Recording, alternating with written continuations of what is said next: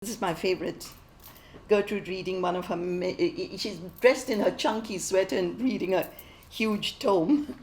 That was how I do remember her.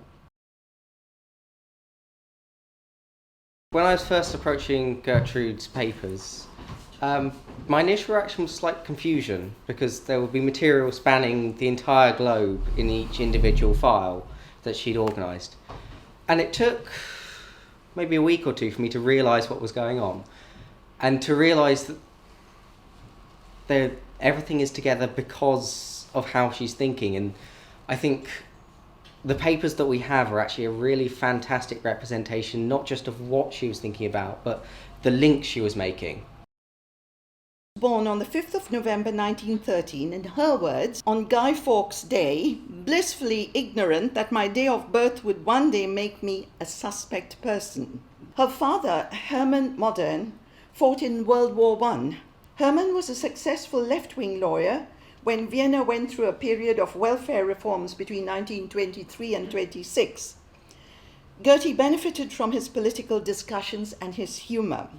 However, her relationship with her mother, Frida, an artistic but volatile woman with a violent temper, had left a lasting impression on her.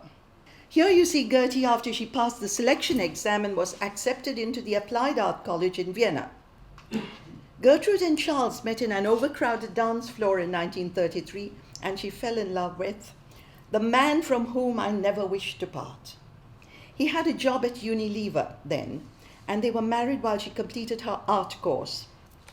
In 1933, the situation in Austria was changing rapidly, getting much worse. Gertrude gives us a very thorough and informative account of Austrian history in that era and the events that led up to Hitler's easy takeover. Now we go to the war years. They were both in London. Gertrude's mother and mother-in-law had also managed to come over. In 1940, Charles was interned on the Isle of Man with other Jews and Germans as a security measure. You see his three women folk living in a small flat in St. John's Wood during the Blitz. The older women turned their sewing skills to making skirts for women in the ATS, while Gertie did book cover illustrations and looked for work as an illustrator and did a part-time job as well, charring. In 1941, Gertrude designed 8 full-page color cartoons depicting current political issues in the realm of animals. I think a lot of you might have heard the story. She sent them to the Ministry of Information with captions suggesting that they could be used as propaganda material. 1941, yeah? But it was returned a few weeks later from the BBC. She was extremely upset at the rejection of the pictures and decided to put them away and forget that it had happened. However, when George Orwell came out with his book Animal Farm in 1945, she saw that they were very similar to the characters in his book, only his was anti-communist and hers was anti-Nazi. During the 40s and 50s, many publishers, including the Bodley Head, Constable, and Collins, commissioned book covers. So now we go past the war. She had appalling dizzy spells that even prevented her crossing the road on her own, and she was diagnosed as having a post-war psychosomatic disorder. She sums it up very aptly in her book. How could you persuade a busy hospital registrar that your malaise had its roots in the social and political conditions and that this was the way the mind reacts to unbearable events? Now, Gertrude says that 1953 was the year the Third World took hold of her. She saw the plight of newly arrived black workers from the West Indies and contacted the Colored Workers' Welfare Association to offer assistance. What started out as helping with admin work ended up with her getting very involved in African, West Indian, and Third World politics. Gertrude attended a talk by Claudia Jones and met her in person a year later in 1958. Claudia was the editor of the West Indian Gazette, and the functions Claudia arranged at Africa Unity House, Gertie heard and met a great many famous people, including Martin Luther King, Paul Robeson, and many other dignitaries. After Claudia's death, she met Malcolm X and dedicated a chapter to him and other fallen heroes. We'll carry on to 1955. Fenner Brockway and Trevor Huddleston, the Bishop of Stepney, formed the Movement of Colonial Freedom. Gertrude was actively involved with the MCF and took part in demonstrations, produced posters for them, and later joined the secretary Barbara Huck to co-edit the Liberation magazine from 1965 to 72. Gertrude describes the Middle East as a part of the world where companies rule and profits decide the fate of its people.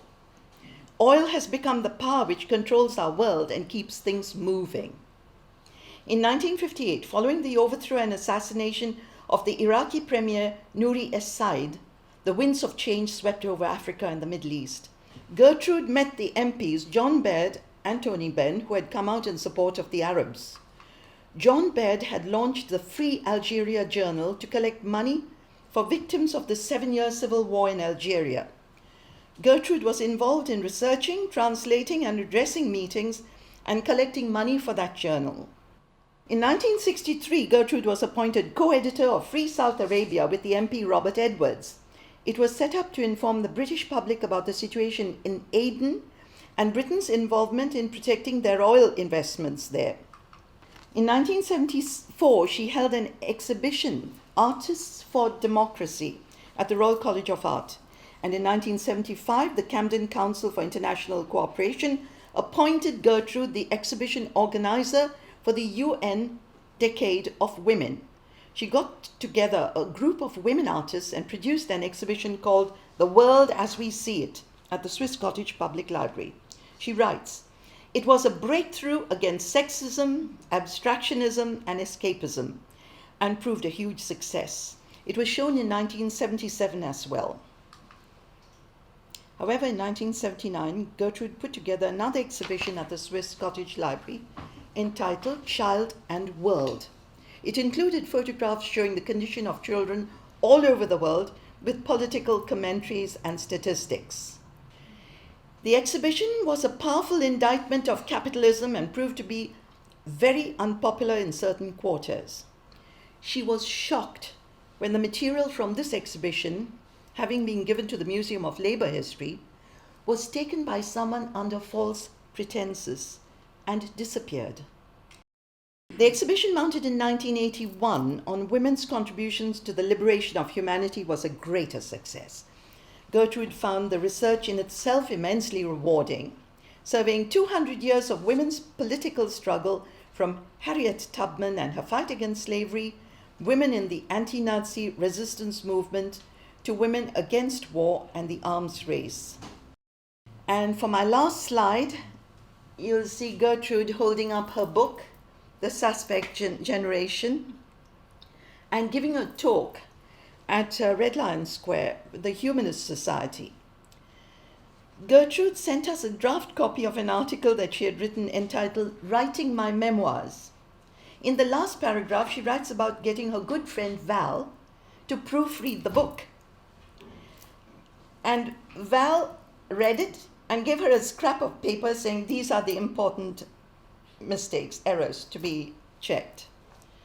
And she looked at it, she said, "This looks like a doctor's handwriting. It's illegible." So she took it to her chemist. The chemist was busy seeing somebody. So he said, "Gertie, just leave it there and I'll see it. Come back in an hour." On returning, Mr. Patel handed her a bottle with instructions to take 2 spoons 3 times a day with food, and handing her a bill for £9.50, wished her well and a cheerful good night. Gertrude's sense of humor was most noticeable in her writings, and her book is not just a wealth of information, but a riveting read.